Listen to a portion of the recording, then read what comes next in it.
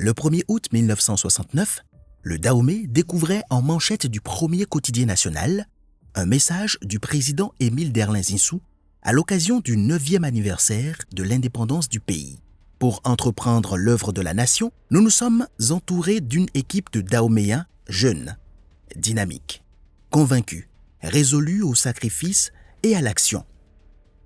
Dao Express venait de voir le jour.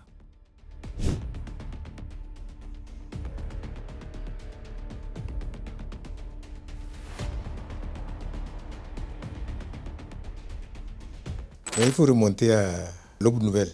L'Aube Nouvelle qui est le titre de l'hymne national adopté en 1960 à l'indépendance et qui a été le titre du premier journal que le Dahomey indépendant s'est donné pour remplacer un autre journal qui paraissait avant les indépendances. On appelait ça France Dahomey. Donc il y a eu l'Aube Nouvelle, je pense à partir de novembre 1961 par là. C'était le journal à travers lequel le gouvernement faisait connaître ce qu'il faisait. Bon, employons le mot, c'est au service du gouvernement, donc c'était un organe de propagande. En 1969, ça faisait un an que le président Zinsou était au pouvoir.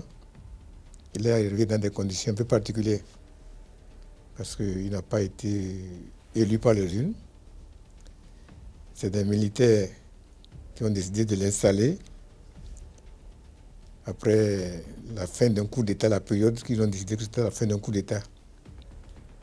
Ils ont fait une élection qui n'a pas donné, ils ont invalidé. Et puis, en cherchant parmi les gens de la classe politique qu'ils ont estimé qu'ils pouvaient conduire le pays, ils ont appelé Zinsou. Et Zinsou a voulu marquer son règne dans le domaine des médias, en tout cas par quelque chose de marquant. C'est là qu'il a décidé de créer le quotidien national, le premier quotidien national. Beaucoup ont pensé que le pays n'était pas encore équipé pour avoir un quotidien national, compte tenu des contraintes. Le quotidien national, c'est un journal qui doit paraître tous les jours, au moins du lundi au vendredi ou même au samedi. Mais Zinsou a dit qu'il veut ce journal et qu'il va prendre les dispositions qu'il faut. Et le journal, effectivement, est sorti le 1er août 1969, en même temps que a été créée la maison éditrice, la société éditrice du journal. On a appelé ça l'Établissement national d'édition et de presse, ENEP. On peut dire que c'est l'ancêtre de notre ONIP aujourd'hui. Donc pour avoir un quotidien, il faut avoir une imprimerie.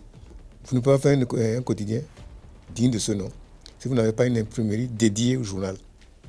S'il faut aller chaque jour, tirer le journal, imprimer le journal ailleurs, pas bon. Donc, ils ont créé l'imprimerie liée au journal.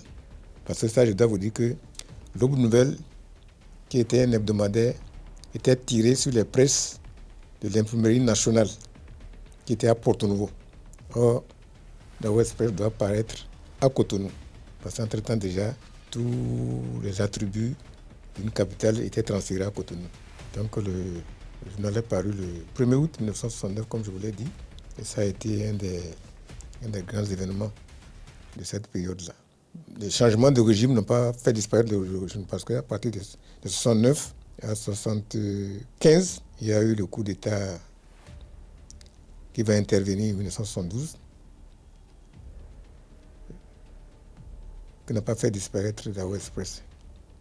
Mais Dao Express a disparu en octobre 1975 pour faire place à Eouzou dans un contexte politique. Il faut expliquer pourquoi. Dao Express, c'est le mot Dahomey, et puis Express, donc disons la rapidité, la vitesse par laquelle le journal paraît. Or, à partir d'octobre 1972, la révolution est arrivée avec un des slogans, Eouzou, le changement, la révolution. Et surtout, en novembre 1975, est intervenu le changement du nom du pays. Le Dahomey est devenu République populaire du Bénin. Militantes et militants de la révolution béninoise, dès lors qu'en République populaire du Bénin.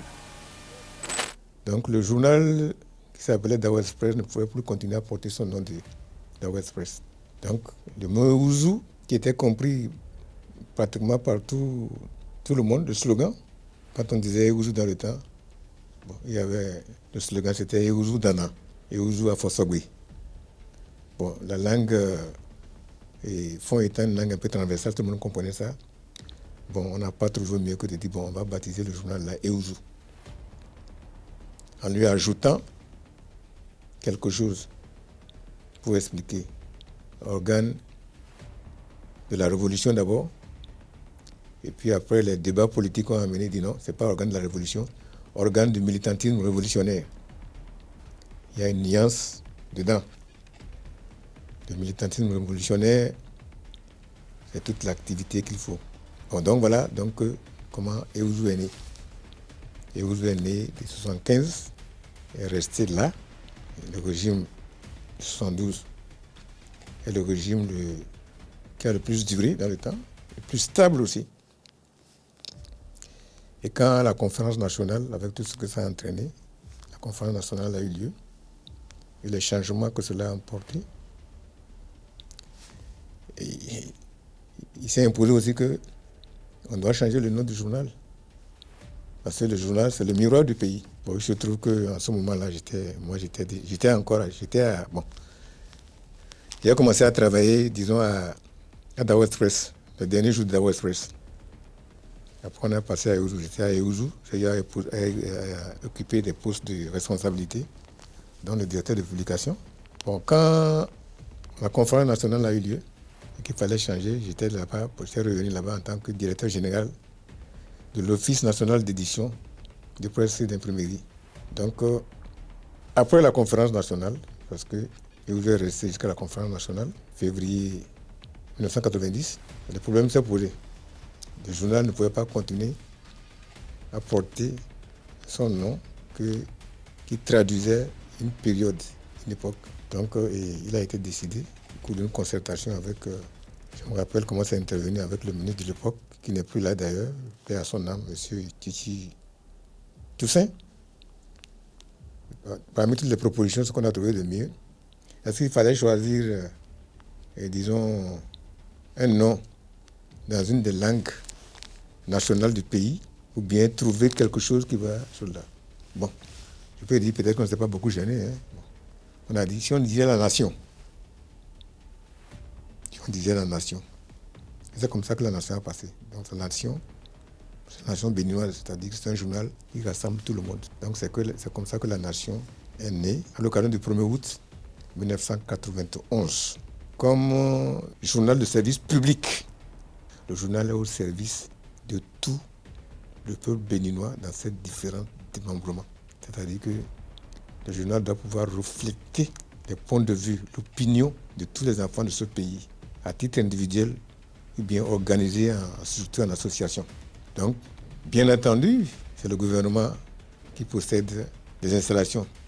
Mais ce n'est pas son journal en tant que gouvernement.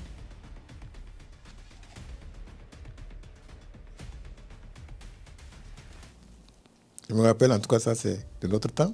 Quand on prend Eouzou, à la une là, il y a, après la plaque d'identification, il y a 2 lucarnes là, à gauche et à droite.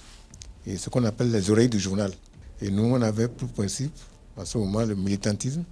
On prenait un extrait d'un discours du président, une phrase ou deux phrases, on met ça dans l'oreille.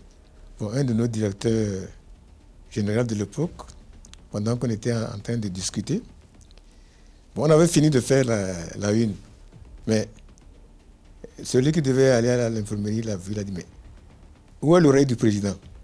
Alors, notre directeur général, il est là politiquement, qui nous connaît, il a dit, mais il a dit, l'oreille du président, attention, hein, ne créez pas des histoires. Et on lui a dit, non, l'oreille du président, c'est cette partie-là, c'est la citation qu'on met là-bas, qu'on dit l'oreille du président. Bon, voilà des choses que je peux dire. Bon, pour le reste, bon, je pense que dans une rédaction, il nous est arrivé d'avoir des discussions vraiment très, il faut dire des discussions orageuses. sur des titres. Et quand on discute de ça des fois, quand un étranger arrive, quand il ne fait pas attention, il va penser qu'on est en train de se battre. Qu'on est en train de se battre. Mais une fois qu'on a fini de mettre le titre, ça veut dire quoi? Ça veut dire que le titre n'est la propriété de personne. Quand vous arrivez au titre, et surtout au titre à la une, en principe, toute la rédaction doit être là. Et vous devez vous entendre sur ce que signifie le titre, sur même les mots, les phrases. Le rédacteur en chef est là pour coordonner tout ça. Et quand on en arrive à chose là, des fois ça donne lieu à des discussions terribles. Et je me rappelle une fois, bon ça c'est en ce moment-là, bon, celle que actuellement ma femme, elle est arrivée là, elle a assisté à ça. Bon, et puis après quand on a fini, on est parti acheter des beignets qu'on est venu tous manger dans la salle. Elle demandé, mais c'est quoi votre histoire là? Vous êtes des malades ou bien quoi? Après toutes ces discussions-là, vous êtes presque injuriés. Je dis non, c'est comme ça qu'on fait un journal. Un journal, ce n'est pas un individu qui vient, qui impose ses idées, mais c'est une équipe. Parce que quand on sort de là, chacun doit pouvoir justifier, sinon tous les titres, mais une bonne partie des titres, chacun doit pouvoir justifier pourquoi on a mis ça dedans.